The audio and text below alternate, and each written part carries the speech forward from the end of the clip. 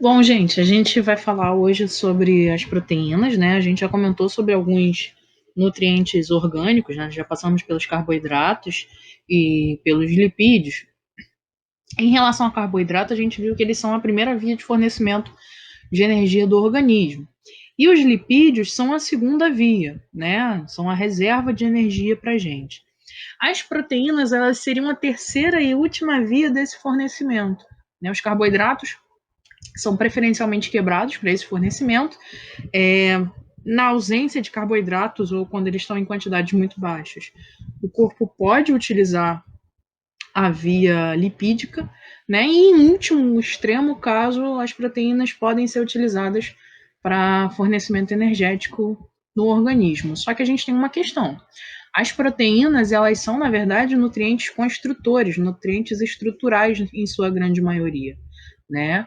E então, quando a gente começa a utilizar a proteína para fabricar energia, para a produção de energia, é literalmente o nosso corpo se consumindo, né? A gente tem proteínas que são muito importantes, constituição muscular, né? Na constituição do nosso corpo, na formação do nosso corpo, e quebrar essas proteínas para o fornecimento de energia é literalmente o corpo começando a se consumir para uma demanda energética. É só a gente pensar num caso de uma desnutrição severa, por exemplo, como é que fica ou como é que se apresenta um indivíduo que está em desnutrição grave?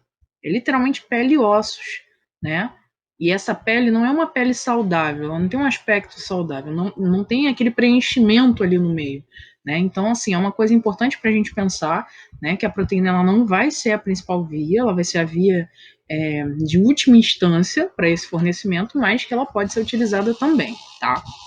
Então, assim, além da função energética, a gente tem as proteínas de transporte, né, que são as proteínas de membrana, que a gente falou lá desde a citologia, né, são as proteínas que vão participar do processo de difusão facilitada, as proteínas da bomba de sódio e potássio, né, proteínas que vão permitir entrada e saída de substância. A albumina é uma proteína de transporte no nosso sangue, extremamente importante para a gente. A gente tem proteínas específicas chamadas de enzimas, que tem atividade catalítica, né? O que é isso? O que é uma atividade catalítica? Um acelerador, né, de uma reação dentro do nosso organismo. Temos as estruturais, como o caso do colágeno, como é o caso da elastina, como é o caso da queratina, né?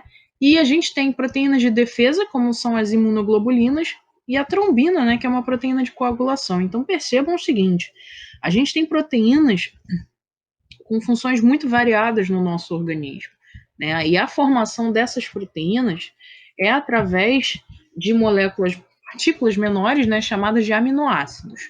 Toda proteína ela tem uma constituição básica de carbono, hidrogênio, oxigênio e nitrogênio, tá? Podem ser grandes ou pequenas, né? Existem proteínas muito grandes, muito grandes, como é o caso da hemoglobina, como é o caso da própria albumina, e existem proteínas de menor tamanho, né? Mas todas elas vão ter em comum a composição, que vai mudar é a quantidade desses elementos químicos aí que a gente está falando, tá? Esses aminoácidos, eles são divididos em essenciais e não essenciais, tá?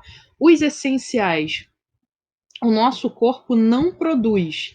Tá? Então, todos esses aqui, ó, fenilalanina, valina, triptofano, treonina, lisina, leucina, isoleucina e a metionina, são chamados de essenciais porque eles são obtidos através da alimentação e a gente não tem capacidade de produzir no nosso organismo. Então, assim, é essencial que a gente obtenha pela alimentação. Todos os demais aminoácidos, não. O corpo consegue produzir de forma natural, a gente já tem, tá? Isso em relação ao corpo humano. Tá? Em relação a outras espécies, esse grupo de essenciais e não essenciais, ele pode mudar um pouquinho, tá? Então, assim, todos esses aqui, glicina, alanina, serina, cisteína, tirosina, aspartato, glutamato, arginina, histidina, asparagina, glutamina e prolina, são não essenciais. Falando a respeito das proteínas, né? Todas elas são compostas, então, por aminoácidos. E uma ideia que as pessoas têm que acaba sendo um tanto errada é que os alimentos, que a proteína, na verdade, é só a carne, né? Seja ela carne vermelha ou carne branca, né? E é um erro. A gente tem proteínas de vários tipos de carnes diferentes, mas também em relação a partes vegetais também, há alimentos de origem vegetal, né? Então, não é só nas carnes, não tão só, a gente não tem só proteínas em alimentos de origem animal, não, tá? E aqui a gente tem um exemplo, por exemplo, né, de 10 alimentos que são ricos, né? O próprio peixe, frango, o queijo, né?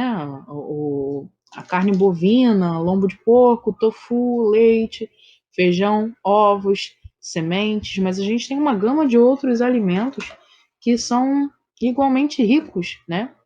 Nesse tipo de nutriente. Então, para a gente perder o costume de associar proteína como sendo somente a carne, inclusive nas refeições, né? É muito comum que a gente escute as pessoas falando: o dia sem proteína, né? Vou comer sem proteínas, ou então vou comer só proteínas, e aí você olha o prato só tem carne, né? Então, para a gente desassociar. Então, a gente tem não só na carne, como em outros alimentos que também derivam de animais, mas também temos proteínas de origem vegetal, sim, tá? E em relação às proteínas, a gente já fala delas desde citologia e genética, né? Quando a gente falou sobre duplicação do DNA, transcrição e tradução. A gente viu que as proteínas elas são formadas no processo de tradução gênica, né? Então, do DNA ocorre a transcrição para uma molécula de RNA, e esse RNA, né, ele tem algumas sequências que são chamadas de códons, e esses códons são traduzidos nos aminoácidos, né? Então, aquele processinho de tradução que a gente comentou na época é o que gera a estrutura mais básica das proteínas. Essa estrutura mais básica ela é chamada de estrutura primária. Então, essa estrutura primária são os aminoácidos em si, né, ligados uns aos outros, numa espécie de cadeia linear. Só que essa estrutura é muito simples, né? Uma proteína não tem essa configuração simples assim, dada a importância dela em diversas funções que a gente tem no organismo, né? A gente comentou logo no início da aula a respeito das diferentes atuações das proteínas. Então, na estrutura primária, basicamente seria isso, um aminoácido sendo ligado ao outro.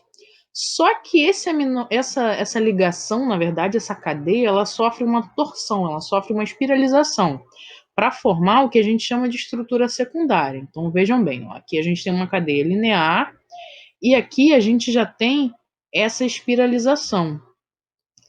A espiralização ela acontece na estrutura secundária.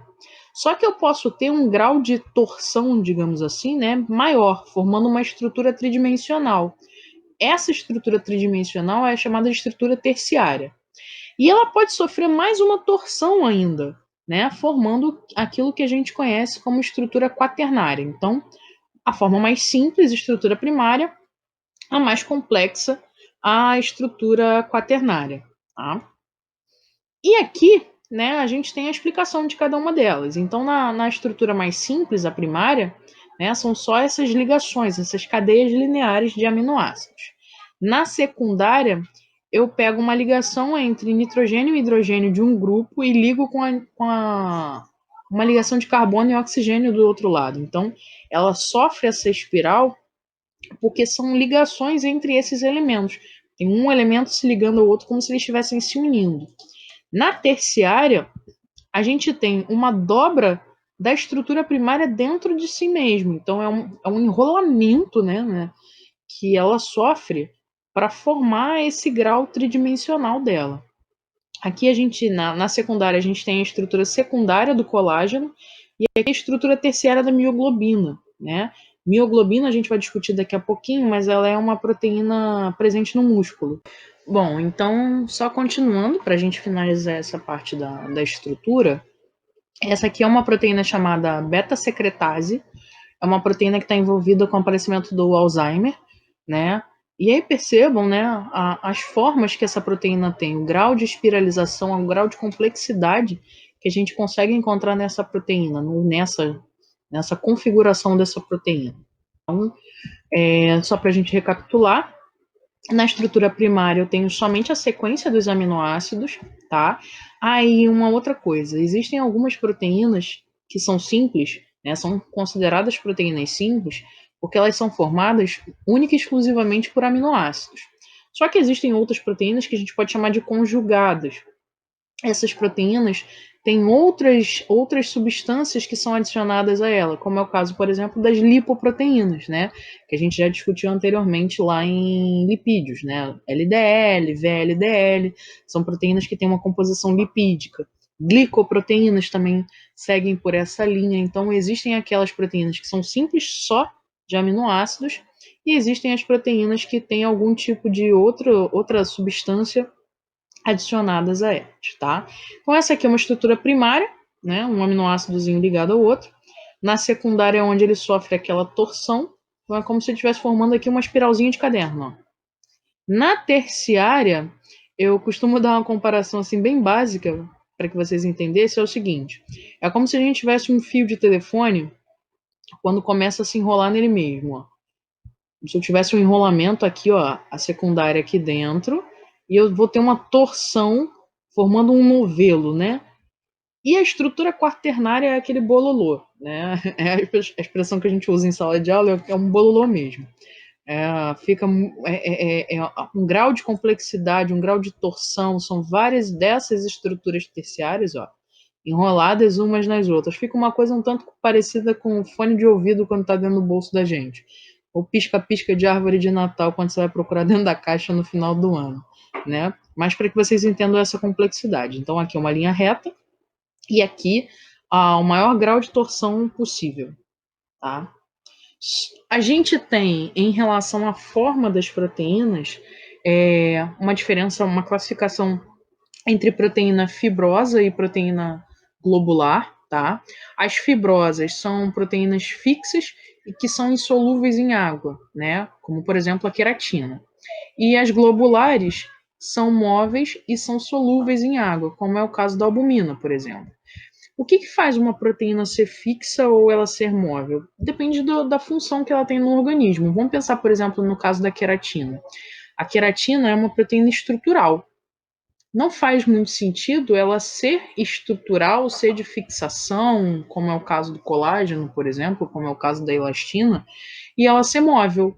Ela precisa ter essa resistência, ela precisa ter esse grau, né, de sustentação do que ela tiver que sustentar, né? E para isso ela precisa ser uma proteína fixa. Já as proteínas de transporte, por exemplo, não faz muito sentido que elas sejam transportadoras e não sejam móveis, senão elas não vão sair do lugar. Então, por esse motivo, a forma dela globular faz com que ela consiga ser transportada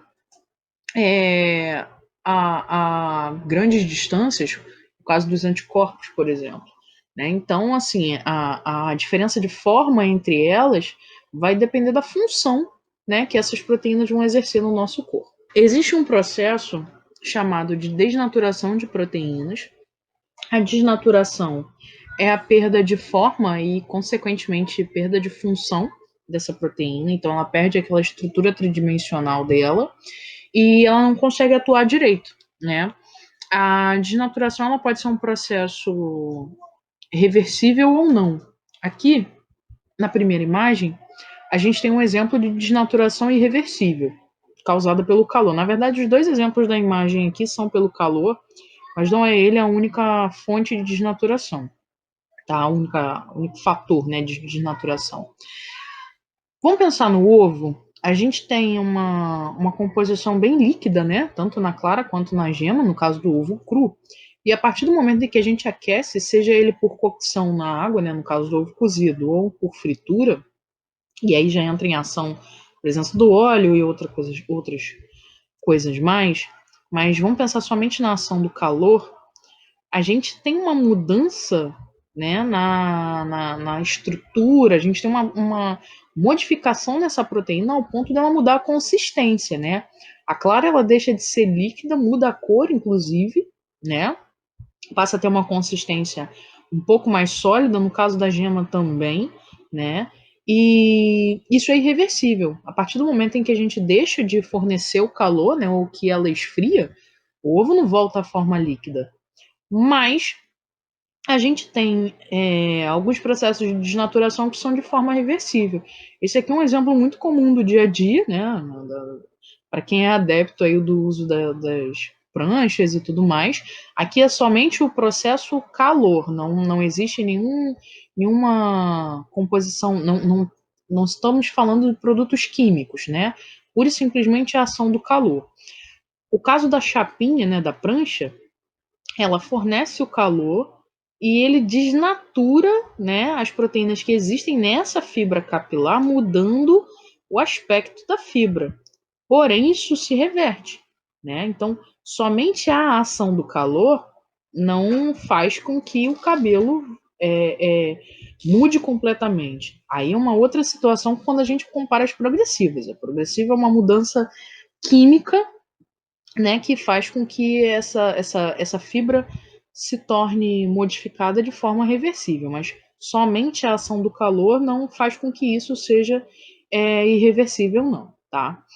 Em relação a isso, né, tem que ter muito cuidado para que a gente tenha um controle de calor, né? E aí a gente vai discutir um pouquinho melhor quando falarmos das ações enzimáticas, a gente vai voltar nesse assunto, mas o calor é um dos fatores que pode promover a desnaturação de proteínas. A radiação é outro, pH é outro, álcool, metais pesados, né? Então, assim, existe uma série de agentes que podem promover a perda da função dessas proteínas, alguns de forma irreversível, enquanto outros não, tá? Aqui a gente tem um exemplo de perda de função e a gente pode considerar como desnaturação, mas por característica genética, né? A mudança da forma da hemoglobina que a gente observa na anemia falciforme, né? Ela é dada por uma substituição de base nitrogenada. Aqui a gente tem o DNA normal, uma sequência normal do DNA CTT, e aqui a gente tem um DNA modificado. No lugar do T, a gente passa a ter um A. Essa mudança no DNA faz com que eu gere um RNA modificado, ó. Pela complementação das bases, onde eu teria um A no meu RNA normal, eu passo a ter um U. E esse códon, normalmente na hemoglobina, me geraria a glutamina. E aqui, no RNA modificado, gera a valina. Essa substituição de um aminoácido por outro é o responsável por fazer com que a hemoglobina perca completamente o formato dela e a hemácia adquira a forma de foice, que é a característica da anemia falciforme. Então, no caso da anemia falciforme, essa hemoglobina ela não vai ter o transporte de oxigênio eficiente, né? Por ela não ter o formato que ela deveria ter, ela não consegue circular direito no capilar, né? Então, entre outras complexidades, outros efeitos que estão associados a ela. Bom, a gente passa a falar agora, né, das enzimas, que são um grupo específico de proteínas. Então, toda enzima é uma proteína, mas nem toda proteína é uma enzima. O que isso quer dizer? Que as enzimas, elas são um grupo específico de proteínas, né? Mas nem toda proteína tem característica enzimática, né? As enzimas, elas são catalisadores de reações, elas têm atividade catalítica, né? O catalisador, né?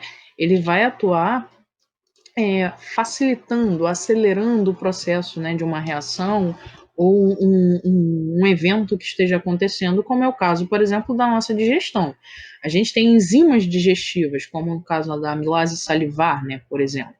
A amilase salivar ela está ali na saliva para ajudar, né, para acelerar essa digestão já na boca. E a gente tem outras enzimas também atuando no processo de digestão. A gente não tem enzimas só na digestão, temos enzimas presentes em vários locais do nosso organismo, né, como coração, fígado, né, e em todos esses locais elas mantêm a atividade catalítica, né, de acelerar um determinado processo nesses órgãos onde elas estão presentes. A gente diz que a ação enzimática ela tem um modelo de chave-fechadura. O que isso quer dizer? Uma enzima específica em cima daquilo que ela atua, né? A molécula na qual ela atua a gente chama de substrato. Então, uma enzima atua num substrato específico, tal como uma chave só consegue abrir uma determinada fechadura, ou teoricamente, né? É assim que as coisas deveriam funcionar. Mas vamos ter como exemplo, né, a lactase. A lactase é uma enzima que digere a lactose, então lactase é a enzima, lactose é o carboidrato no qual ela vai atuar. Tá? A lactase só consegue digerir a lactose, ela não consegue digerir o amido, por exemplo. Para digerir o amido, a gente já tem a amilase. Então, cada enzima ela vai atuar em cima de uma substância específica, né? E existe uma ligação, um encaixe, né, entre a enzima e o substrato, e esse local de encaixe é chamado de centro ativo. Então, aqui a gente tem um esquema que vai representar bem esse processo que eu estou descrevendo aqui para vocês. Né? Aqui a gente vai ter o substrato, né, e a enzima que vai estar atuando nesse processo. Percebam que a enzima ela vai se encaixar, né, no substrato e vai promover, formou esse complexo e ela promove a ação dela. Nesse caso, gerou dois produtos. Então, por exemplo, a lactase, ela quebra a lactose e gera os produtos dela. A amilase quebra o amido e gera os produtos. Né? E assim a gente vai tendo essa ação enzimática. A enzima ela não se altera. Quem se altera, né, é o substrato, porque ele vai gerar produtos que são formados a partir dessa atividade enzimática. Tá? Então, não há uma alteração na enzima, mas há uma alteração no substrato, que é o local de atuação delas. As enzimas elas vão ser regidas, né? Vão depender, vão ter a sua atividade regulada por alguns fatores. E a gente vai falar sobre 3 desses fatores: temperatura, pH e a concentração do substrato. Tá? Então a gente vai desmembrar cada um deles, né, na nossa aula. Bom, as enzimas elas vão ter um ponto que a gente chama de ponto ótimo. O que é isso? O ótimo é o ponto de maior atividade dessa enzima. Então, por exemplo, aqui a gente tem 3 gráficos, né, na verdade 3 grandes gráficos sendo representados, e o ponto mais alto desses gráficos, né, é considerado o ótimo, né, de atividade, né, onde a enzima vai ter o máximo grau de atuação, né, a melhor atividade dela, onde ela vai atuar melhor. Então, por exemplo, em relação à temperatura, né, as nossas enzimas, elas têm um ótimo, nossas enzimas do corpo humano, elas vão ter um ótimo de atuação em torno ali de 36,5, 37 graus. Né? Então, elas vão funcionar na temperatura do nosso corpo, na nossa atividade, né, atuando melhor nessa faixa de temperatura. Tá? E a gente tem na verdade, seria um paradoxo, né? Uma curiosidade em relação à nossa temperatura, que é o seguinte: se a nossa temperatura normal é em torno de 36,5, né? E as nossas enzimas funcionam nessa faixa, o que acontece no nosso corpo quando a gente tem febre ou quando a gente está com hipotermia, né? Essa enzima ela passa a não atuar direito. Então, quando a gente está com hipotermia, que é a temperatura mais baixa, ou quando está com febre, que é a temperatura mais alta, a gente percebe as mudanças no nosso corpo. A gente consegue ter a plena noção de que o nosso corpo não está trabalhando na atividade normal. A gente sente um mal-estar, que pode se agravar dependendo do quão essa temperatura está oscilando, né? No nosso caso, o 36,5, 37, né? Ele seria esse ponto mais alto da curva. Para baixo disso ou para além disso, vocês vejam que a atividade enzimática ela vai tendendo a diminuir, né? E aí a gente tem uma curiosidade. A febre, ela é um sintoma de um determinado processo infeccioso, né? De origem bacteriana ou de origem viral. A febre não é uma doença, ela é um sintoma, que é uma resposta, né, do nosso organismo ao agente que entrou ali, né, o que a gente chama de antígeno, né? O antígeno é o agente causador da resposta imune no nosso corpo. Então a febre ela é um mecanismo de defesa, ela faz parte da nossa imunidade. Mas aí a gente pode se perguntar assim: Se a febre ela é o meu corpo reagindo, ela é uma reação imune do meu corpo, por que eu tomo remédio para baixar a febre? Por que eu tomo remédio para tirar a febre? Eu estou tirando a minha imunidade, eu estou tirando a minha resposta imune. O que vocês acham a respeito disso aí? Né? O que a gente pode pensar a respeito? A gente tem a seguinte situação, né? A nossa temperatura corporal é na faixa de 36,5, 37. Quem infecta o nosso organismo, infecta justamente porque está acostumado com essa faixa de temperatura. Ora, se o nosso corpo tivesse 80 graus de temperatura, a bactéria que está ali vivendo a 36, 37, ela não ia conseguir fazer infecção porque morreria, né? Então, assim, os vírus e as bactérias, eles infectam o nosso corpo porque eles sentem uma temperatura, um ambiente agradável, ideal para que eles entrem e se reproduzam, né? Façam a infecção. Então, se o corpo foi infectado, é porque ele está num ambiente agradável. E qual que a nossa resposta imune gera a partir desse ponto? Ele tenta tornar o ambiente não agradável para ela, né? Não agradável para essa bactéria. E uma das maneiras que ele vai usar para tentar fazer isso é subindo a temperatura, tá? Então, ele eleva a temperatura para tentar, pelo menos, frear, né, a multiplicação desses vírus ou dessas bactérias, enfim, fungo, quem foi o causador do processo infeccioso. E aí ele vai subindo, né, a temperatura na tentativa de tentar eliminar esse agente estranho ali. Só que temos um problema, né? Nem sempre o corpo consegue eliminar logo de cara, subindo, por exemplo, 0,5 graus. Já aumentei para 37,5. Será que matou a bactéria? Talvez sim, talvez não, né? Provavelmente não vai matar. E aí o corpo vai subindo cada vez mais essa temperatura.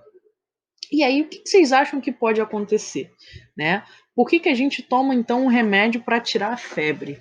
Será que isso é prejudicial ou não? Devo deixar com febre? Então, pensaram lá a respeito da pergunta que foi feita, né? Será que a gente deve ficar sem tomar um remédio de febre? Será que a gente toma um remédio para baixar a febre? O que seria o mais correto? Então, a gente tem o seguinte: se a bactéria ou vírus infecta o organismo, porque eles se sentem, né, vão se sentir à vontade na nossa temperatura, né, e a febre ela é um sintoma, ela é uma reação imune que a gente vai ter, justamente para frear esses micro-organismos. Então a gente deve deixar a febre ou deve tomar um remédio, né? E aí tem o seguinte, né, cada caso é um caso, são variações diferentes, mas vamos pensar na questão mais prática que a gente pode ter. Se a bactéria entrou, ou vírus, enfim, o antígeno entrou e causou a infecção ali, e a febre foi a resposta do corpo, ela começa a aumentar, né, essa temperatura para tentar eliminar, e se não conseguir eliminar, pelo menos para frear a multiplicação desse organismo ali, tentar impedir pelo menos que ele domine o nosso corpo. Quando a gente entra com o remédio, a gente tira essa defesa, você abaixa a temperatura. Então você tirou justamente a defesa do seu corpo e tá, né, que era a elevação da temperatura, você tirou a defesa do seu corpo e com isso ajudou a multiplicação, né, dos organismos que estão ali. Ah, beleza, Natália, então você está falando que eu não tenho que tomar remédio para combater o causador dessa doença. Não é isso que eu falei, né? Eu expliquei o que vai acontecer caso você tome um remédio de febre. Mas vamos lá. Não tomei o remédio de febre. Vou lá, né? Não tomei o antitérmico, vou lá e deixo o meu corpo se curar sozinho. E se essa febre começa a ficar alta? 38, 39, 40 graus. E aí? O corpo não sabe a hora de parar. Ele vai elevando a temperatura, só que ele não sabe a hora de parar. E as nossas enzimas atuam em que temperatura mesmo, que a gente já comentou? 36,5, 37. Então eu começo a ter uma atividade enzimática, ó, baixando nessa curva aqui. O meu corpo começa a não atuar de um jeito legal, né? Ele começa a não funcionar direito. E aí a gente está considerando cérebro, coração, rins, né? E temperaturas elevadas podem gerar convulsões, né? Pode matar uma pessoa. Se a gente considera isso em criança, então, ou uma pessoa idosa, ou alguém que já esteja debilitado, pior ainda. Então, assim, tomar ou não tomar o remédio, o que, que a gente faz? Se você for entrar com um remédio para tirar a febre, você tem que entrar com meios para eliminar quem foi que causou a febre. Se é uma infecção bacteriana, além de tomar um antitérmico, você tem que entrar com antibiótico. Lembrando que antibiótico para infecção bacteriana. Doenças virais não são combatidas com antibiótico. Né? A gente já discutiu isso algumas vezes. Né? Então não é para sair tomando antibiótico à torta e à direito, não. Né? Mas é avaliar a situação.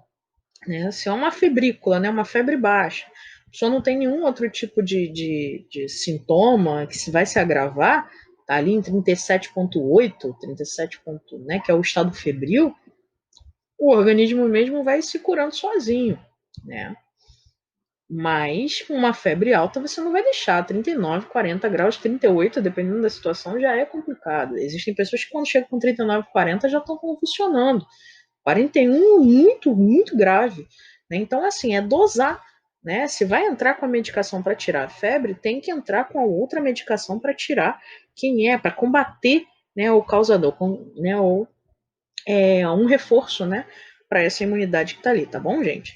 Então, assim, avaliar caso por caso, lembrando que quem vai avaliar isso é o médico, né, não é para se automedicar, né, não é para sair tomando qualquer coisa em casa. Né? Então, pensar nessa situação. É por isso que nas infecções, né, não adianta tomar somente o antitérmico. Vai ter que entrar na infecção, principalmente de origem bacteriana, vai ter que entrar com o antibiótico ali para que ele faça o efeito. Tá? Então, tirou a elevação de temperatura que estava causando mal ao teu corpo, mas também tirou o causador da doença. Tá? Então, aqui a gente tem um resumão, né? Disso que eu falei para vocês, da questão do funcionamento do organismo. A partir de 40 graus, a enzimas já começa a deformar, tá? Já começa a perder a estrutura terciária, né?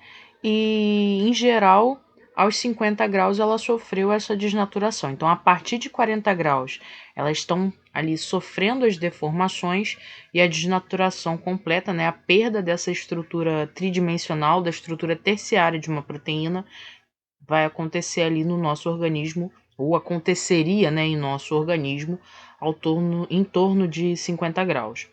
Esse é um dos motivos pelo qual a gente acaba não sobrevivendo a temperaturas muito elevadas, né? A febre no corpo humano, em 42, é um dos limites, assim. Muitas pessoas nem vão chegar a essa temperatura. 41 já é uma temperatura extremamente alta. Tem pessoas que a 39 já vão estar convulsionando. Né? Então, é uma temperatura extrema. Né? A gente não chega a atingir essa temperatura de desnaturação, mas lembrando que aos 40 a gente já tem as deformações, mas no nosso organismo não tem a desnaturação completa. Então, esse ponto mais alto da curva é o ponto ótimo, né? O ponto onde a enzima vai atuar melhor. Ultrapassando a temperatura ótima ou diminuindo essa temperatura ótima, a atividade enzimática ela começa a cair. Então, por exemplo, considerando que o nosso ótimo seja ali em torno de 36,5, à medida em que eu vou aumentando essa temperatura, eu tenho uma diminuição dessa atividade. Então, com 37 ela já vai estar menos, 37,5 menos ainda, com 40 graus ela vai estar menor, tá? Então, só muito cuidado para não confundir a análise desse gráfico. A partir do ponto ótimo, eu não tenho a desnaturação, eu tenho uma queda na atividade. E as temperaturas extremas, né, então, tanto para baixo quanto para cima, aí sim eu vou ter a desnaturação, tudo bem? Então aqui, ó, só para a gente recapitular, a partir de 40 graus eu tenho deformação. A desnaturação é a partir dos 50 graus, a desnaturação completa a 50 graus. Em relação ao organismo de uma maneira geral, com 40 graus a coisa já começa a ficar complicada para a gente, porque as nossas enzimas elas estão acostumadas a trabalhar num ótimo de 36,5, 37 graus. Eu vou pegar para o lado da bactéria agora ou do vírus, né?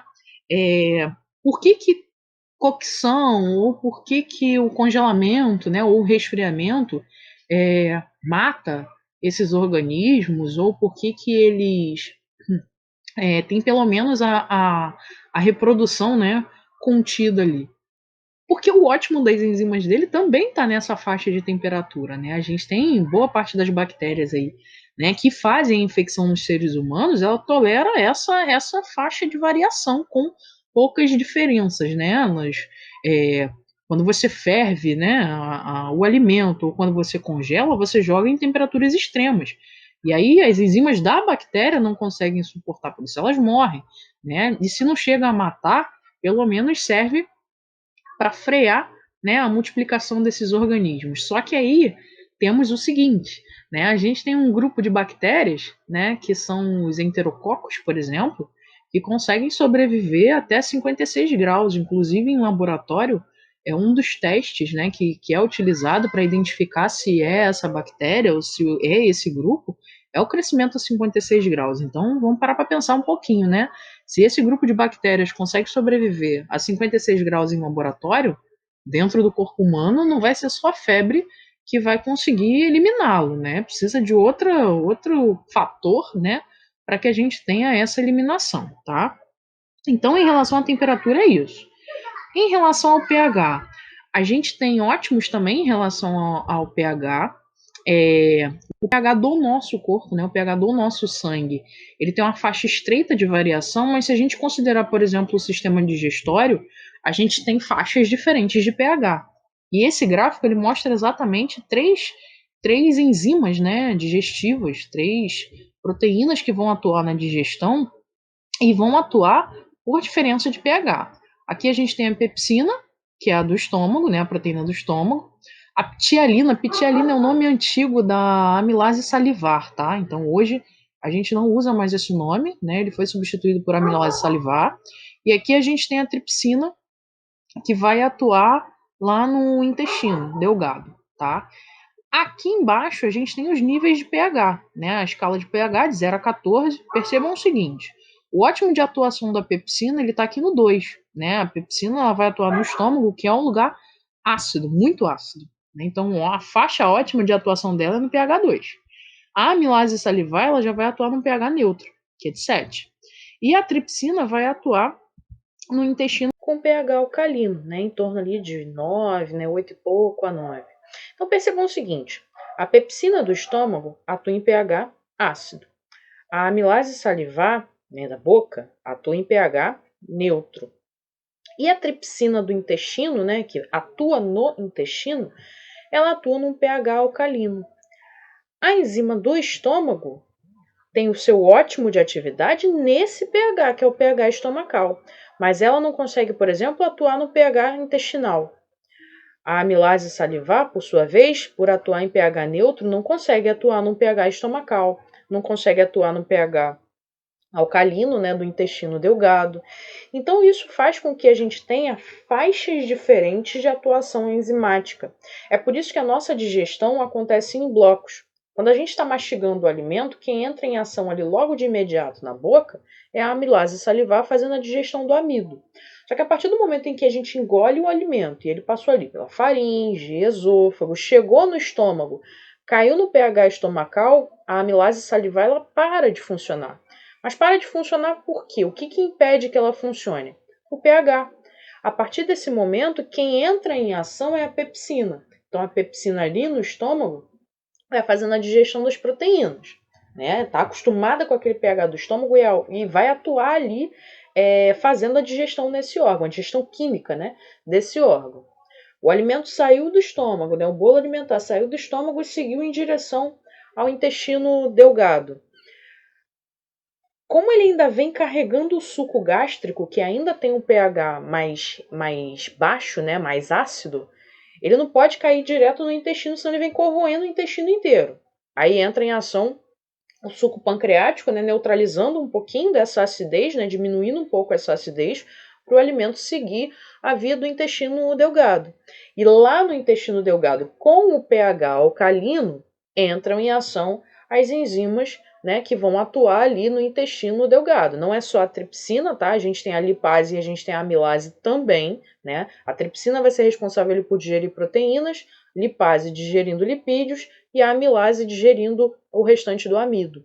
Então, essa digestão em blocos que acontece no nosso organismo, ela só acontece nesses blocos de forma separada, justamente porque a gente tem variação de pH ao longo do trato digestório, né? Na boca o pH mais neutro, né? Tendendo ao neutro, não precisa ser necessariamente 7, mas ali em torno de 7.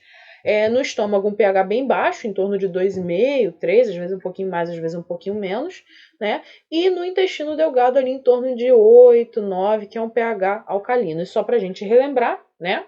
De 0 até 7 eu tenho substâncias ácidas. Então, quanto mais próximo de 0, mais ácido ele é. É por isso que o ácido estomacal ele é um ácido extremamente forte, né? Extremamente baixo, tá? 7 é considerado neutro, né? Em torno do 7 é considerado neutro.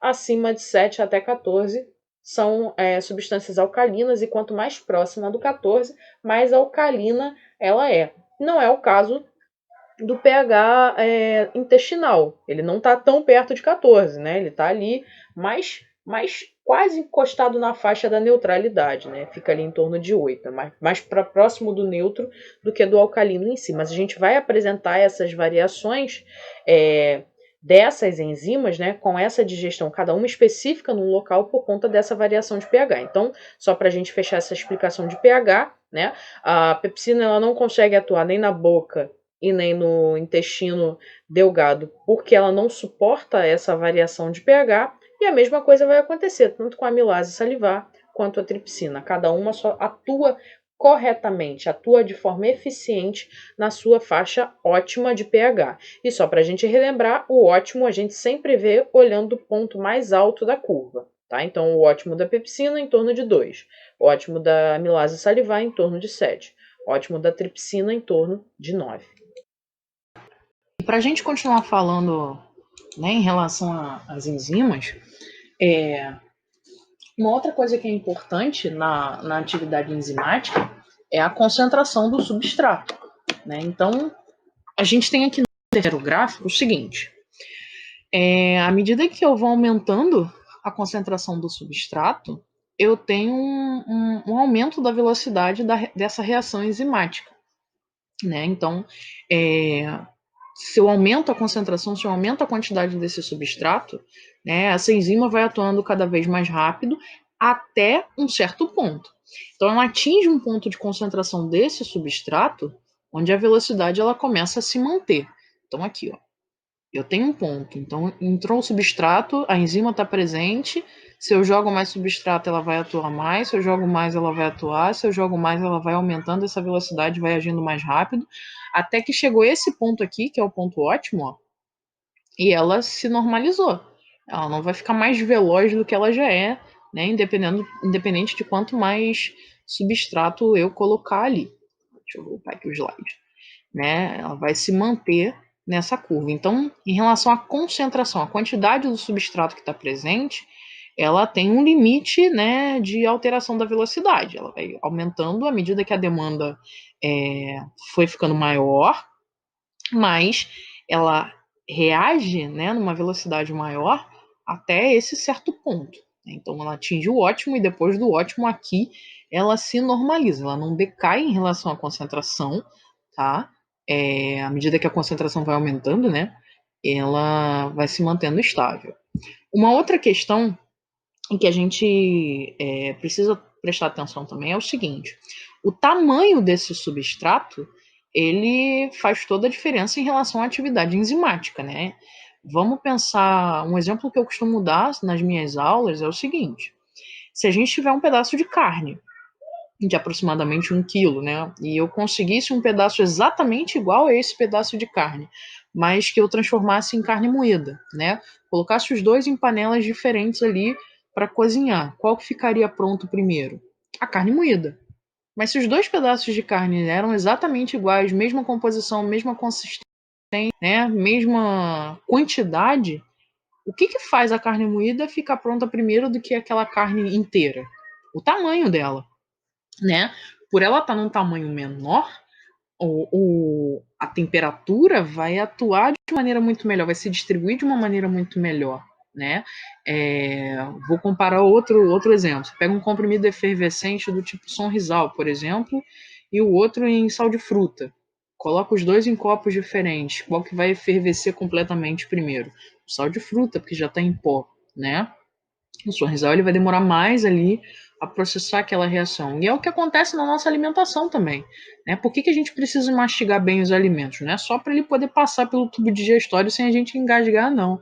É para poder as enzimas da saliva, por exemplo, atuarem melhor, a enzima do estômago atuar melhor, a enzima do intestino atuar melhor quando ele estiver quebrando lá. Né? A mastigação é mais para o início do tubo digestivo, mas o restante do alimento ele vai sendo processado para que esse tamanho continue diminuído. Né?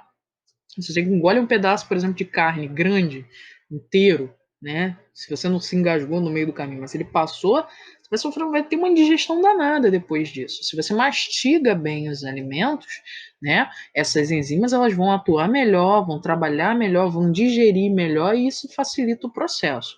Então, esses 3 fatores a gente leva em consideração quando fala em atividade enzimática: temperatura, pH e concentração do substrato, né? A quantidade e também o tamanho em que esse substrato vai estar ali presente no nosso organismo, tá? E uma outra coisa que a gente vai falar também, o que a gente precisa levar em consideração também é o seguinte: a gente vem falando ao longo das aulas sobre como o nome é importante na hora da gente saber que tipo de nutriente é aquele ali que eu tô falando, né? Então, as enzimas, em boa parte das vezes, elas têm a terminação ase. Então, por exemplo, a lactase é uma enzima que digere a lactose, que é o carboidrato, né? Outras já vão ter terminações com ina, que é uma terminação muito característica das proteínas. Lembrando que a gente já falou que temos algumas exceções, né? Por exemplo, o colágeno é uma proteína e não termina com ina. E em relação ao nosso organismo ou à nossa composição proteica, a gente já falou no início da disciplina que a gente tem como principal componente orgânico as proteínas, por serem estruturais, né? Por serem a última via de fornecimento de energia, então não vai ser metabolizada se isso se não tiver nenhuma gravidade muito grande no organismo, ela não vai ser utilizada primeiro, né? E tudo isso, na verdade, tem a ver com a nossa alimentação, né? Que deve vir equilibrada desde a infância, porque é na infância que o nosso corpo vai crescendo, vai se desenvolvendo, né? Então é muito mais comum que esses quadros de desnutrição severa, isso inclui as proteínas, sejam mais agravados, né, ou sejam mais graves em crianças, né?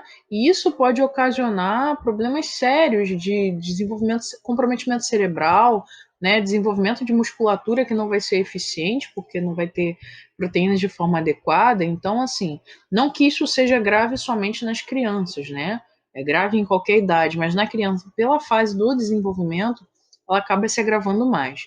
E aqui a gente tem uma condição, né, que acomete algumas crianças, que é por desnutrição, né?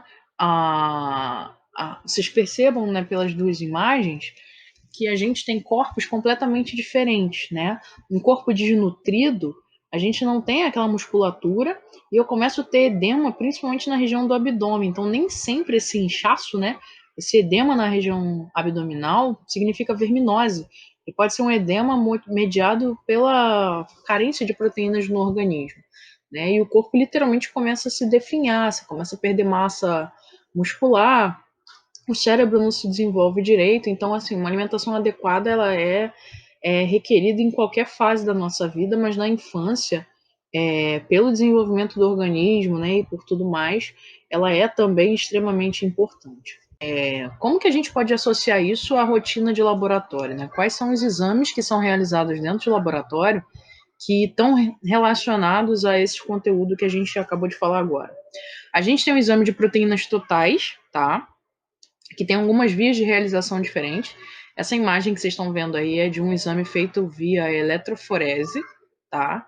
De proteínas, ou chamado também de proteinograma. Tá? Então, esse proteínas totais ele vai considerar a albumina e vai considerar as globulinas, ok? Ele não é um exame específico, porque ele vai considerar todas as proteínas, né, que estão presentes no nosso organismo. Então, ele é um exame para avaliar, por exemplo, o estado nutricional, ser realizado quando existe algum acidente, né, como, por exemplo, queimadura, como edemas generalizados no organismo. Mas é um exame que pode ser realizado.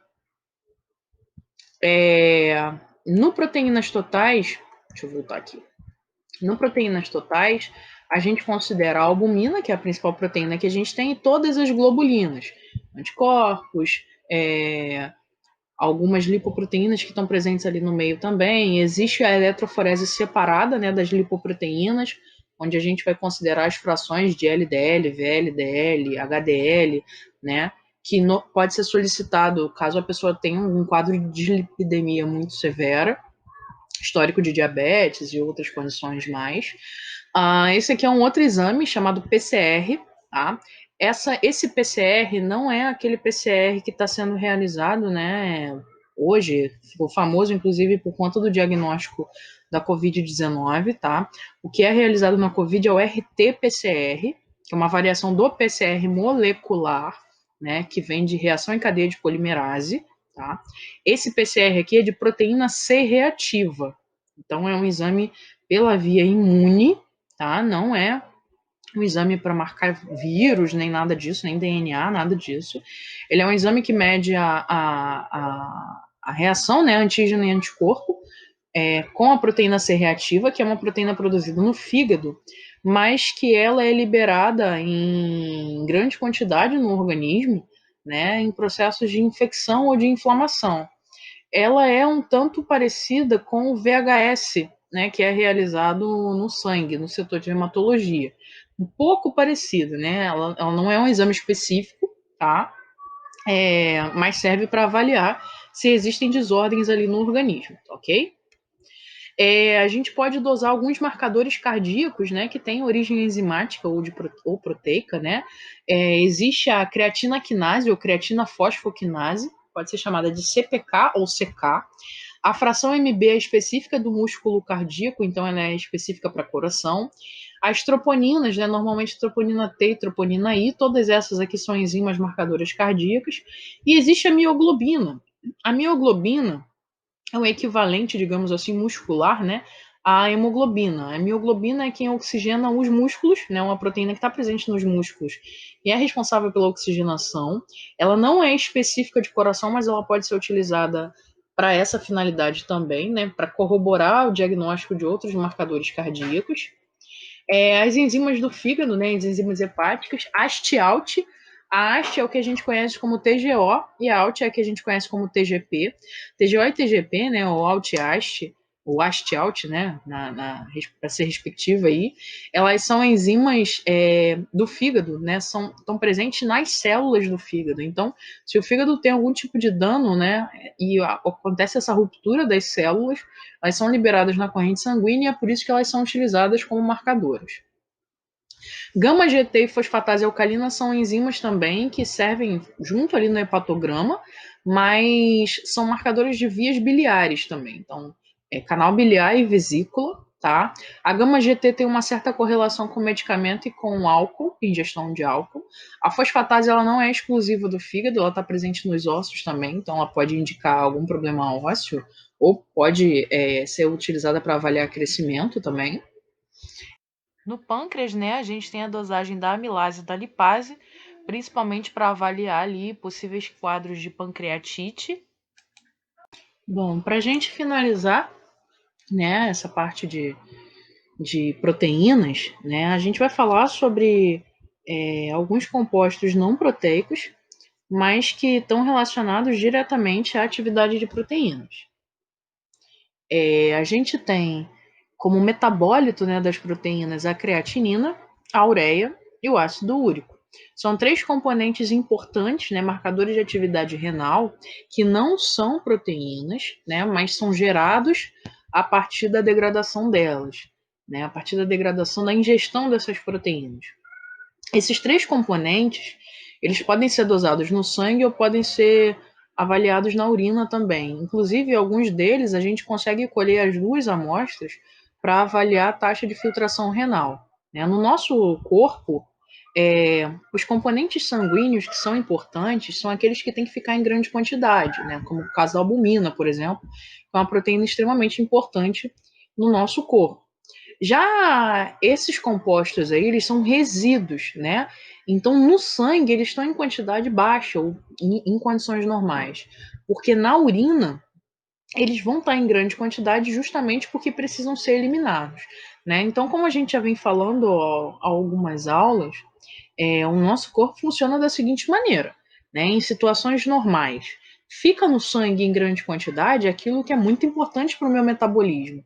Vai na urina em grande quantidade aquilo que é resíduo e precisa ser eliminado no meu corpo, né? Se esses parâmetros começam a se inverter, significa dizer que os rins não estão funcionando direito, e é por isso que eles estão, por isso que esses componentes são utilizados, né, como marcadores de atividade renal.